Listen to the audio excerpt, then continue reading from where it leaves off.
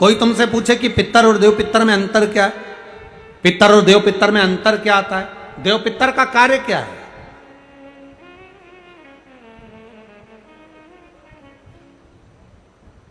हम जब भी कोई पूजन करते हैं तो कहते पितृ देवता, बोलते कि नहीं बोलते? पर आज तक हम अब यह नहीं बोलते कि देव पितर का कार्य क्या, देव पितर क्या है। पितर देव नहीं, देव पितर का कार्य क्या है? देव पितर का एक कार्य है, परमात्मा जीव को गर्भ में धारण करा देता है, पर जो शरीर गर्भ के अंदर बच्चे का बनता है, बेटा बेटी का जो गर्भ के अंदर शरीर बनता है, वो देव पितर निर्मित करते हैं। उनका काम क्या है? देव पितर का सबसे बड़ा कार्य है कि गर्भ में जो बच्चा है उस गर्भित बच्चे को शरीर कैसा देना, उसकी नेत्र ज्योति कम रखना है, श्रवण शक्ति कम रखना है, उसकी छाती में, उसके हृदय में, उसके दिल में छेद करना है, हड्डी को कमजोर करना है, पांव टेढ़ा करना है, हाथ टेढ़ा करना है, या उस शरीर को सही तरह से निर्मित करना। ये देव पितर का काम।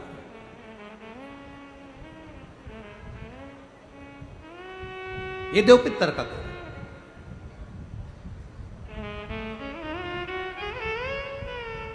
एक जैसे आप लोगों के स्मरण में होगा कि श्राद्ध पक्ष के अंदर चुटकी भर आटा दरवाजे की दोनों चौखट पर डाला जाता है। किसी किसी के यहां दरवाजे पर आटे से रंगोली बनाई जाती है। कहीं देखिए आप लोगों ने कि नहीं देखी? स्मरण में होगा किसी के, दरवाजे पर आटा डाला जाता है, वो देव पितर के भाव से डाला जाता है। जिस बेटे बेटी का मंगल विवाह नहीं हो रहा हो, शुभ कार्य की सूचना नहीं आ रही हो,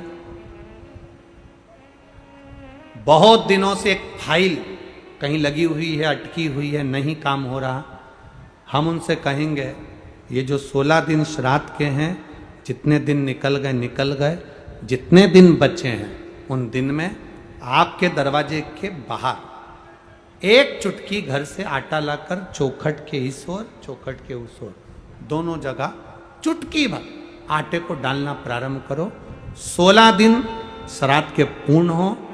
जब अमावस्या आए, किसी जलाशय, सरोवर, तालाब, बावड़ी, कुआं, उसके पास में घी का दिया लगाकर आना, बाबा से प्रार्थना कर कर आना। केवल 22 से 24 दिन निकलते हैं और घर में कोई शुभ कार्य की सूचना आना प्रारंभ हो जाती है। वो देव पितर का कार्य, वो कार्य देव पितर का। वो देव पितर किस तरह से करेगा? बेटे की शादी, बेटी की शादी, हम कहें किसी के 42 साल भी अगर उम्र हो गई है, 40 साल, 42 साल, 35 साल, 38 साल, शादी नहीं हो रही, तो कर कर देखना, एक बार बाबा से प्रार्थना कर कर देखना।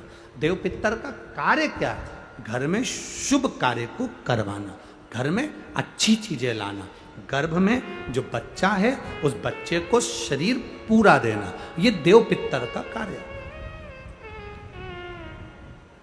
पितृदेव और देव पितर में बहुत अंतर है, बहुत अंतर। एक चुटकी आटा, अब तो थोड़ा सा रंगोली का काम ज्यादा हो गया, नहीं तो हमने पहले भी कथाओं में कहा है कि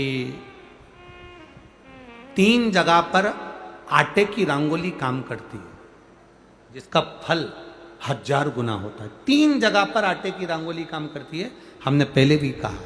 पहला, पितरों की पूजन हो रही हो, पितरों का पाटा भरा रहा हो, पितरों के लिए जोत लग रही हो, पितरों के लिए या अन्य स्थान पर कहीं पूजन हो, तो वहां पर आटे की रंगोली काम आती है। वहां पर रंग बिरंगी या पत्थर की रंगोली नहीं, मिट्टी की रंगोली नहीं, आटे की रंगोली काम आती है। दूसरे नंबर पर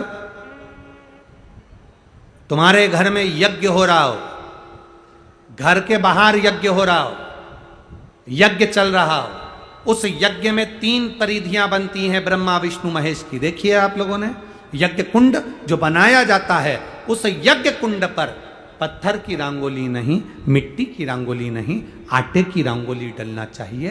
ये पहले डलती थी, अब लोगों ने फैशन में दूसरी डालना प्रारंभ कर दी। आटे की रंगोली डली होती है जब हम सांकल्य छोड़ते हैं, अग्नि को जब हम सांकल्य देते हैं, तो जिस आटे की रंगोली उस पर बनी होती है, तो हमारी जो सांकल्य छोड़ी जाती है उसमें से एक अंश भाग हमारे पितरों के खाते में चला जाता है, जिससे पितरों की मुक्ति प्राप्त हो जाती है। तीसरा, आटे की रंगोली तीसरी, घर में शादी हो रही हो, मंडप बंधा हो, उस मंडप के नीचे जब पूजन हो रही हो उस समय पर पत्थर की या मिट्टी की रंगोली नहीं। अगर पंडित पूजन करा रहे हैं या मंडप की पूजन हो रही है जिसके नीचे लड़का लड़की की भांवर होगी, दूल्हा बैठेगा, दुल्हन बैठेगी, वहां मिट्टी की रंगोली या पत्थर की रंगोली नहीं, उस जगह पर आटे की, हल्दी की रंगोली डाली जाती। अब आपके यहाँ डालते कि नहीं डालते पता नहीं, पर हमारे यहाँ शास्त्र रीति कहती है ये 3 जगह की जो रंगोलियां हैं ये हमको आटे की रंगोली डलने से। क्यों शादी के मंडप में पत्थर की रंगोली या मिट्टी की रंगोली क्यों नहीं डाली जाती? शादी के मंडप में यहाँ दूल्हा दुल्हन की शादी होती है, वहाँ पंडित जी भी आटे की रंगोली डाल देते हैं, घर की बहन बेटियां आटे की रंगोली डाल देती है। उसका कारण क्या होता है?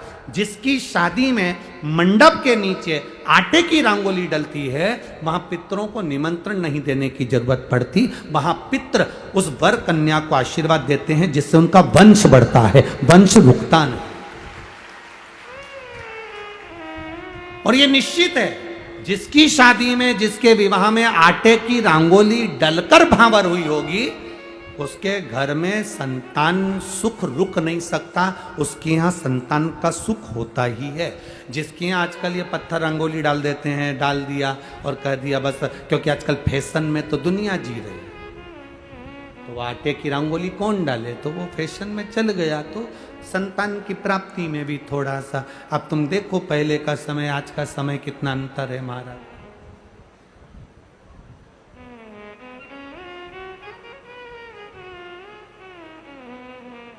पहले के समय में संतान का सुख शादी के 1-2 साल में प्राप्त हो जाता था। आज के समय में संतान का सुख जब तक डॉक्टर के यहाँ दोनों जांच नहीं करा कर जाए, दिखा कर नहीं आ जाए, सब लोग कह रहे हैं डॉक्टर साहब जरा देखो संतान, डॉक्टर साहब बोले जांच करना पड़ेगी, बहू की भी जांच हुई, बेटे की भी जांच हुई, सब अच्छा है, उसके बाद भी संतान का सुख नहीं, उसके बाद भी संतान की प्राप्ति नहीं। शिव तत्व को जानिए। शिव महापुराण की कथा कहती है 3 जगह आटे की रंगोली की मूलता है। बोलेंगे आप लोग, पहला स्थान दरवाजे की चौखट, दूसरा स्थान बोलते जाओ जल्दी यज्ञ कुंड, तीसरा स्थान शादी का मंडप जहां पर भले चुटकी भर आटे की रंगोली बने पर वो जरूरी है। 3 स्थान आटे की रंगोली के मूल।